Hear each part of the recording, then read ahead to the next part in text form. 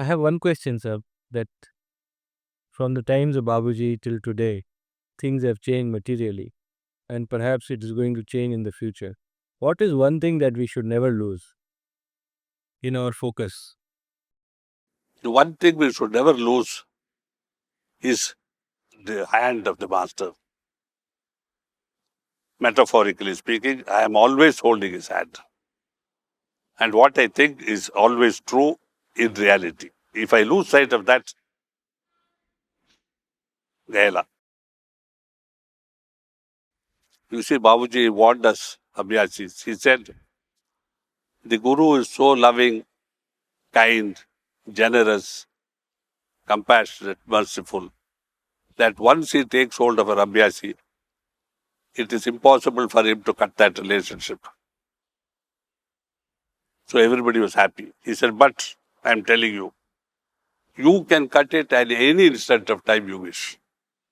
You have only to think in your mind, I have no more relationship with this man. It's cut. So one Abhyasi said, is it that powerful? He said, yes, your thought. Thought power is the greatest thing, greatest power in this world, in this universe. So never think a wrong thought about your master.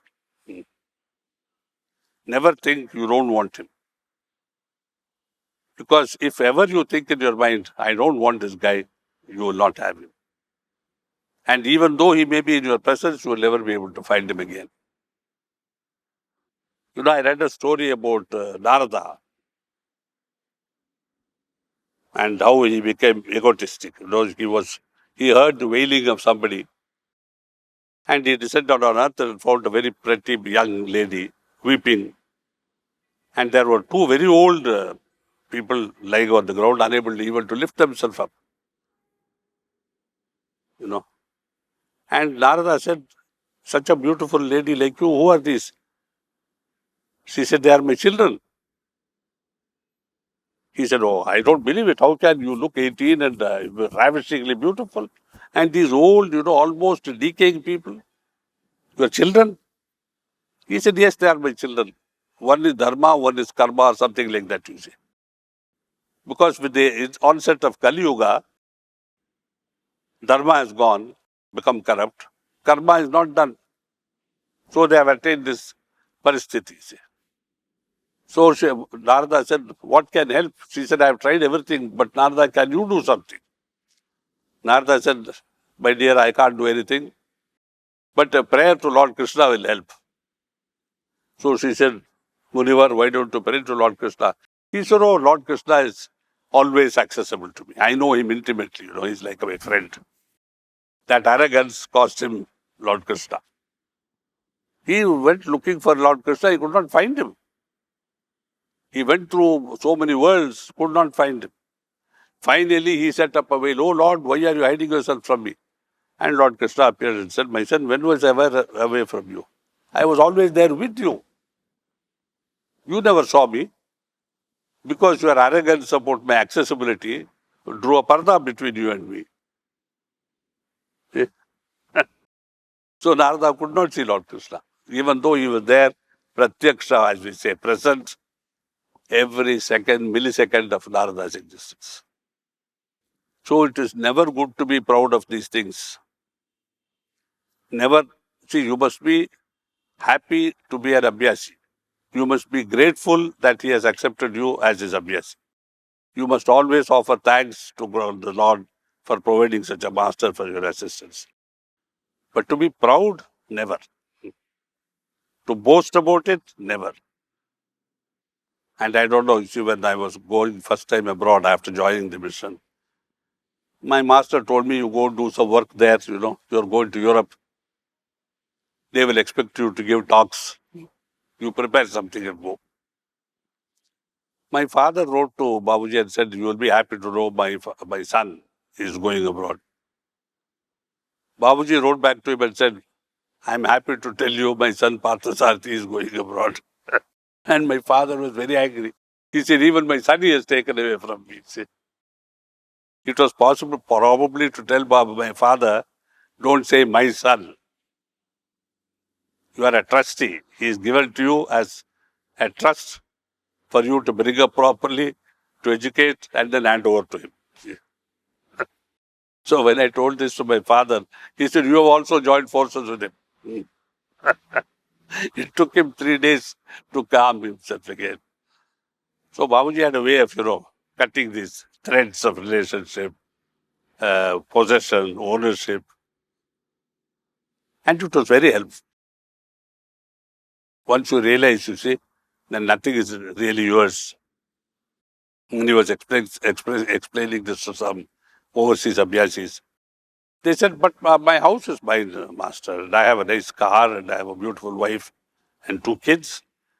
He says, I am telling you, even this body is not yours. What happens when you die? He said, well, of course, we leave our families and cars behind. He said, you also leave your body behind. This is the last haven for you. But you don't realize you are a tenant in this body. Therefore, you are so afraid of death. Therefore, you are so body conscious. My body, my health, my this, my that, And instead of doing your meditation, you are doing physical exercise. No?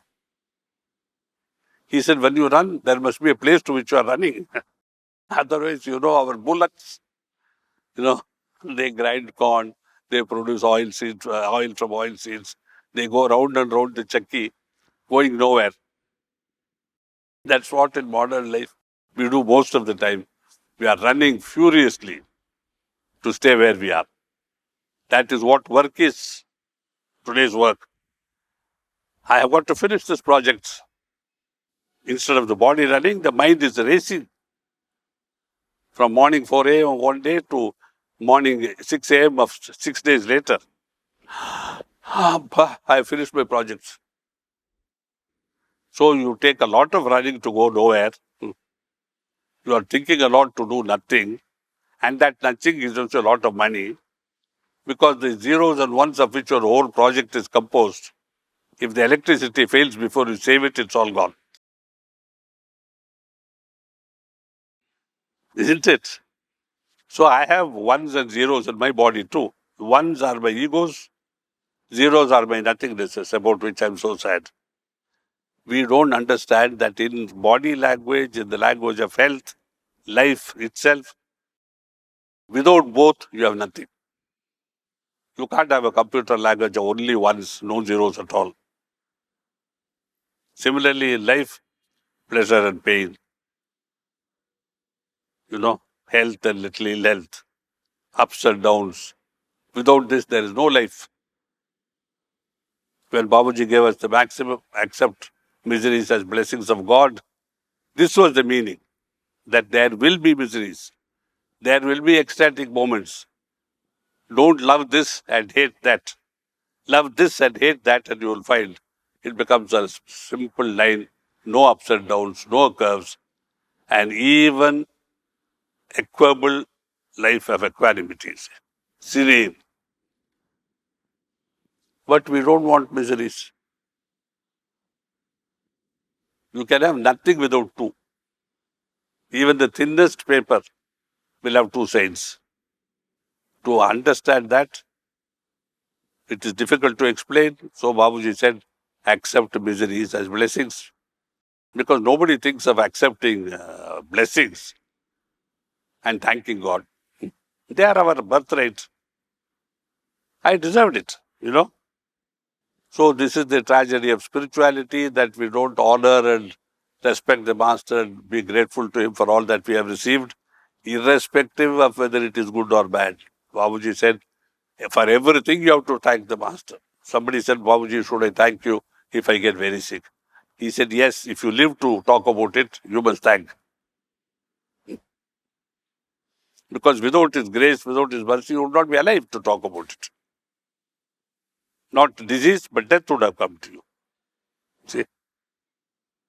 I once asked Babuji, how do you transform? He said, I transform cell by cell, even the body. I said, to do this to this building, you'll have to pull out a brick, replace a brick. Pull out the next brick, replace a brick. Is it possible? He said, in doing God's work, it is possible. In doing man's work, it is not possible.